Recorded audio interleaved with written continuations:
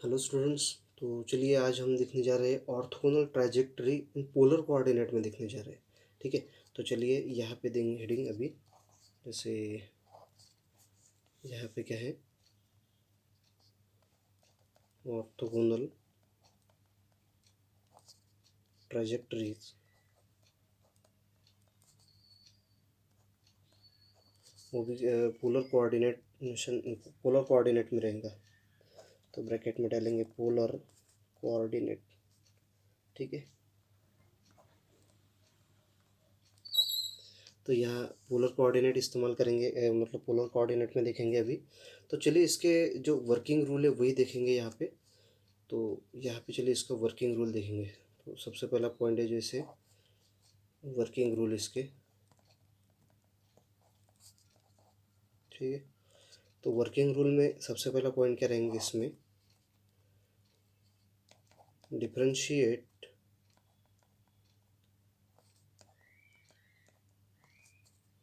The given equation, differentiate the given equation with respect to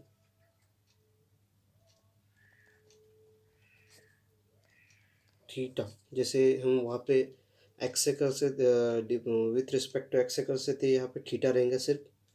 and eliminate the parameters, eliminate the parameters. ठीक है, अब जैसे पहला point क्या है, डिफरेंशिएट करेंगे उसको विथ रिस्पेक्ट टू थीटा। जैसे हमने ऑर्थोगोनल ट्राजेक्टरी में पहले में देखा था, पहले पार्ट में तो वहाँ एक्स से किया था।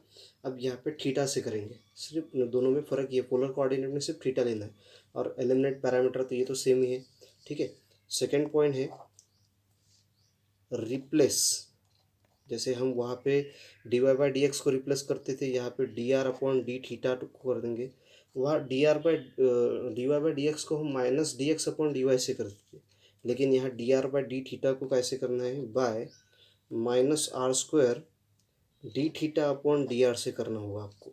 ठीक है, सिर्फ यहाँ पे क्या लेना है अपने को, minus R square D theta upon D R करना है। वहाँ पे हम सिंपल डायरेक्ट उसका रेसिप्रोकल और उसको माइनस साइन लगा देते थे।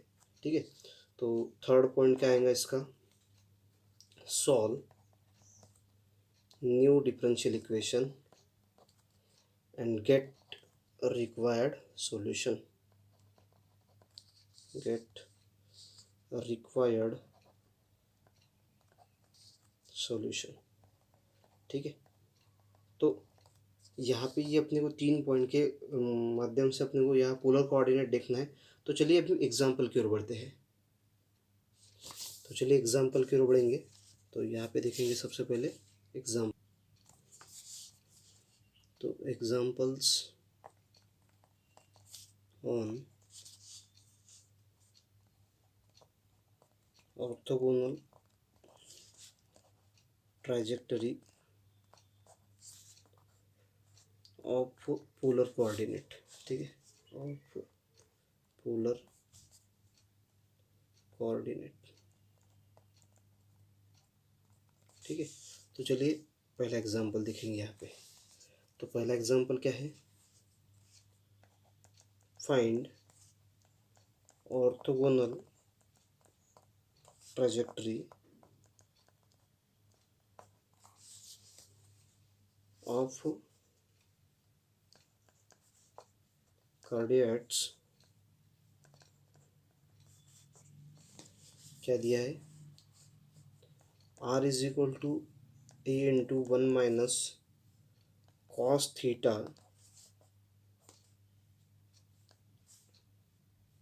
और पैरामीटर, इस तरह का एग्जांपल दिया है। तो उन्होंने क्या है, find orthogonal trajectory of coordinates of R is equal to A into 1 minus cos theta और पैरामीटर, इस तरह से क्वेश्चन दिया है। तो चलिए इसको सॉल्व करेंगे। तो यहाँ पे जैसे बोलेंगे गिवन दैट, जो सबसे पहले दिया है, तो गिवन क्या है यहाँ पे, given R is equal to A into 1 minus cos of theta, ये दिया है। तो इसको हम इक्वेशन नंबर 1 बोलेंगे यहाँ पे। ठीक है, अब यहाँ पे क्या करेंगे, इसको डिफरेंशिएट करेंगे। तो यहाँ बोलेंगे differentiate with respect to theta, we get. अगर इसको थीटा से डिफ्रेंशिएट किया, जैसे वर्किंग प्रोसीजर में पहले बोला था कि भाई इसको डिफ्रेंशिएट करिए थीटा से, तो क्या आएगा यहाँ पे D are upon D theta is equal to, देखिए ये अगर मल्टीप्लाई करता है तो क्या रहेगा ए एज इट इज़, यहाँ पे जैसे ये तो टर्म जीरो हो जाएंगी। अब कॉस थीटा का डेरिवेटिव कितना होता है माइनस साइन थीटा, और minus minus will be plus, तो यहाँ डायरेक्ट लिखूंगा मैं ए साइन थीटा, ठीक है। और इसको मैं इक्वेशन नंबर 2 बोलूँगा यहाँ पे, ठीक है। आगे क्या होगा, यहाँ पे अगर कभी मुझे ए का वैल्यू चाहिए तो मैं यहाँ पे ए इज इक्वल टू क्या लिखूँगा D R upon D theta upon sine theta, इस तरह से लिखूँगा, ठीक है। तो ये जो है ये ए का वैल्यू हो गया। अब क्या करेंगे, ये जो मतलब दोनों वैल्यू है एलिमिनेट 1 और 2, अब एलिमिनेट करेंगे 1 और 2 को, तो यहाँ लिखूँगा मैं एलिमिनेट 1 और 2 वी गेट। अगर एलिमिनेट किया जाए तो देखिए यहाँ पे जो ए था, ए की जगह क्या डालेंगे हम यहाँ पे, सॉरी आर जो था, तो यहाँ पे आर एज इट इज़ रहेगा, आर इज इक्वल टू, अब ए का वैल्यू जो था D R upon D theta upon sine theta था, तो डालिए यहाँ पे D are upon D theta upon क्या था साइन थीटा, ठीक है। और ये जो 1 - कॉस थीटा था, तो ये एज इट इज़ लेंगे यहाँ पे 1 - कॉस थीटा, ठीक है। तो अब क्या करेंगे, इसको अगर सॉल्व किया जाए तो क्या हो जाएगा आर इज इक्वल टू, देखिए तो यह बनेगा D R upon D theta, और ये हो जाएगा 1 - cos theta upon sine theta, ठीक है। अब यहाँ पे कुछ बदलाव करेंगे, जैसे आर एज इट इज़ रहेगा। अब D R upon D theta को हम जैसे यहाँ पे क्या लाएंगे, जैसे वर्किंग प्रोसीजर में हमने जो बोला था कि D R upon D theta की जगह -r² D theta upon D are डालना है, तो चलिए रिप्लेस करेंगे। तो यहाँ पे मैं बोलूँगा रिप्लेस, ठीक है, D are upon D theta is equal to क्या आएगा बाय, कैसे रिप्लेस करेंगे इसको -r² D theta upon D R से रिप्लेस करेंगे, तो देखिए क्या मिलता है इक्वेशन। तो देखिए R as it is equal to -r² D theta upon D R, ठीक है।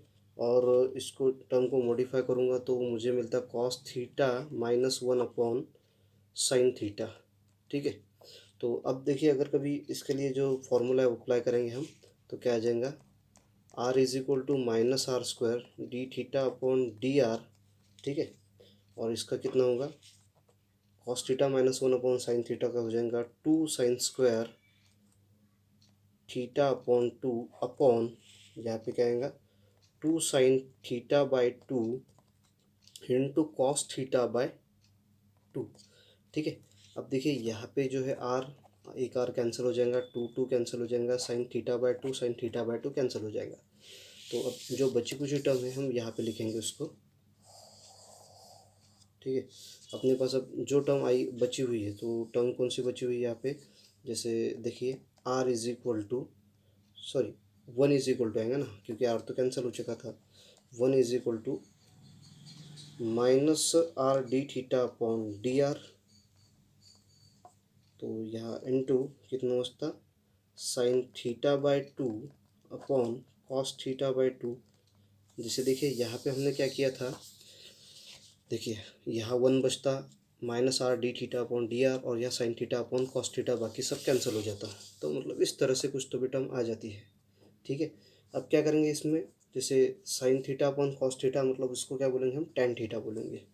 तो यहाँ पे आएगा 1 is equal to -r D theta upon D R is into sine upon cos कितना होता tan θ/2, इस तरह से मिलेगा। अब यहाँ पे इसको सेपरेट वेरिएबल सेपरेबल फॉर्म अगर किया जाए तो डी आर अपॉन आर आ जाएगा, ठीक है। और is equal to minus tan θ/2 into d theta, ये टर्म बचती। अब इसको इंटीग्रेट करेंगे, सो इंटीग्रेटिंग वी गेट, इसको इंटीग्रेट किया जाए तो क्या मिलेगा integration of d are upon r is equal to minus integration of tan theta by two d theta plus log C ले लेते हैं पहले ही, ठीक है। तो क्या आ जाएगा ये इसका, यह आ जाएगा log are is equal to minus, अब यहाँ पे tan थीटा बाई टू का क्या होगा, minus of log of cos theta by two upon 1/2 plus log C. अब इसको सॉल्व किया जाए तो यहाँ आएगा log are is equal to, देखिए minus minus will be plus, और 1/2 को ऊपर लिया जाए तो 2 log of cos of theta by two plus log C, ठीक है। अब यहाँ पे जैसे 2 जो है ये कॉस स्क्वायर हो जाएगा, सो यहाँ आ जाएगा log are is equal to log of cos square theta by two plus log C, ठीक है। क्योंकि अगर यहाँ 2 इंटू लॉग है तो ये स्क्वायर में चला जाता है। अब देखिए दोनों साइड में लॉग है तो यहाँ पे क्या आ जाएगा, log are is equal to log of, bracket में आएगा cos square theta by two into C, ठीक है। अब दोनों साइड से लॉग अगर कैंसिल होता है तो क्या बचेगा यहाँ पे, r is equal to cos square theta by two into C. तो आपको मालूम है जैसे cos square theta by two को हम किस फॉर्मेट में लिख सकते हैं, so r is equal to cos square theta by two को लिखेंगे 1 plus cos theta by two into C. तो मतलब कितना आएगा यहाँ पे आर सी, जैसे सी बाई टू को हम लिखेंगे यहाँ पे C1, तो यहाँ आ जाएगा R is equal to C1 into 1 plus cos theta, ठीक है। और यहाँ ब्रैकेट में लिख देंगे यहाँ पे जैसे C/2 is equal to C1, ठीक है। तो इस तरह से ये क्वेश्चन था, आई होप सो आपको समझ में आया होगा। अभी नेक्स्ट वीडियो में हम नेक्स्ट क्वेश्चन देखेंगे।